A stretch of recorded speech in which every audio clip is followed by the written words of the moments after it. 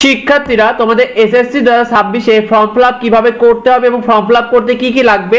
শিক্ষার্থীরা দেখো, তোমাদের এসএসসি 2026 এর ফর্ম ফিল আপ কিন্তু 31 ডিসেম্বর থেকে 10 জানুয়ারি, যদিও 31 ডিসেম্বরে রাষ্ট্রীয় শোকের কারণে কিন্তু বিভিন্ন স্কুলে ফর্ম ফিল আপ বন্ধ ছিল।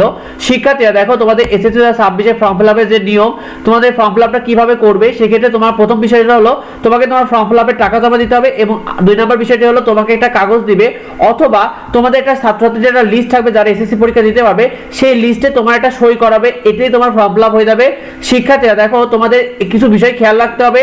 তোমার যদি লিস্টে স্বাক্ষর করায়, সেক্ষেত্রে তোমাকে কিছু বিষয় খেয়াল রাখতে হবে। সেক্ষেত্রে তুমি কি কি খেয়াল রাখবে, যে তোমার নাম, ওই লিস্টে তোমার নামটা ঠিক আছে কিনা, তোমার ইংরেজি নামটা ঠিক আছে কিনা, তোমার ইংরেজি অক্ষর বানানটা ঠিক আছে কিনা খেয়াল রাখবে, তোমার পিতামাতার নামের অক্ষর এবং বানানগুলো ঠিক আছে কিনা এটা খেয়াল রাখবে, এবং তোমার জন্ম তারিখ ঠিক আছে কিনা এটা দেখবে। তোমার সাবজেক্ট কোড, অর্থাৎ তোমার যে অপশনাল সাবজেক্টগুলো রয়েছে এবং সাথে তোমার যে গ্রুপ সাবজেক্টগুলো রয়েছে, তুমি যদি সায়েন্সের হও সায়েন্সের, কমার্স হলে কমার্সের সাবজেক্টগুলো, সাবজেক্ট কোডগুলো ঠিক আছে কিনা খেয়াল করে দেখবে, এবং তোমার ছবি ঠিক আছে কিনা এই বিষয়গুলো অবশ্যই লক্ষ্য রাখবে।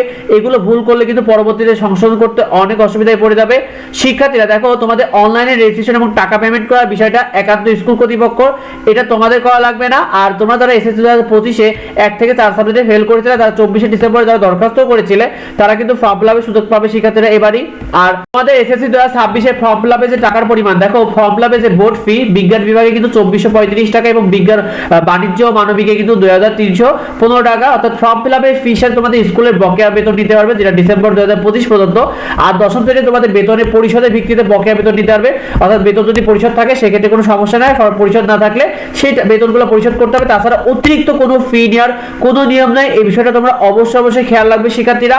আর তোমাদের এসএসসি 2026 এর টেস্ট পরীক্ষার যে রেজাল্টে অনেকে কিন্তু ফেল করেছে, অধিকাংশ শিক্ষার্থী যারা ফেল করেছে 1-2 সাবজেক্টে, তারা অবশ্যই তোমাদের স্কুলের শিক্ষকদের সাথে যোগাযোগ করো, তারা তোমাদের এটার ব্যবস্থা সমাধান করে দেবে। আর যারা 2টির বেশি সাবজেক্টে ফেল করেছে, তারা অবশ্যই গার্জেনে তোমাদের স্কুলের শিক্ষকদের সাথে যোগাযোগ করো, স্কুল বিবেচনা করে তোমাদের অবশ্যই ফর্ম ফিল আপের সুযোগ দেবে। এটা নিয়ে টেনশনে কিছু নেই শিক্ষার্থীরা। আর এই বিষয়টি এখন অবধি অনেকে জানে, তাই বেশি করে ভিডিওটা বন্ধুদেরকে শেয়ার করে দাও। পরবর্তী আপডেটগুলো পেতে অবশ্যই আমাদের চ্যানেলটিকে সাবস্ক্রাইব করে রেখো। তোমাদের কাদের স্কুলে কত টাকা ফর্ম ফিল আপের চেয়েছে অবশ্যই কমেন্টে আমাদেরকে জানিও। দেখাই পরবর্তী ভিডিওতে। ধন্যবাদ সবাই।